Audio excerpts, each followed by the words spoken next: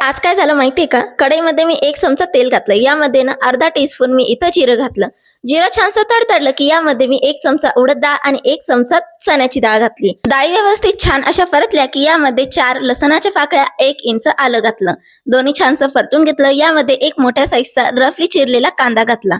कांदा इथे तुम्ही कमी अधिक करू शकतात. सोबतच 2-4 लवंगी सुक्या मिरच्या घातल्या आणि 2-4 मी काश्मीरी लाल मिरची घातली.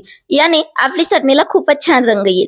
हलकसं छानसं परतून घेतलं आणि यामध्ये 2 मीडियम साईजचे टोमॅटो घातले. टोमॅटो इथे लाल बुंद घातले आणि मस्तपैकी याला सॉफ्ट होईपर्यंत मीठ घालून परतून घेतलं. तर झालं काय, सकाळी सकाळी ना डोस्यासोबत काहीतरी खाण्याची खूप जास्त क्रेविंग होत होती. म्हटलं सोबत खाण्यासाठी एक लाल चटणी तर व्हायलाच पाहिजे. मस्तपैकी चटणीची तयारी केली. यामध्ये चिंचेचा गोळा घातला हलकासा, थोडीशी साखर घातली जेणेकरून सगळे फ्लेवर्स बॅलन्स होतील. थोडंसं पाणी घालून मस्तपैकी याची पेस्ट भरून घेतली आणि तयार झाली आपली कारा चटणी. डोस्यासोबत, इडली सोबत एकदा नक्कीच ट्राय करा. चला तर मग पुन्हा भेटूया.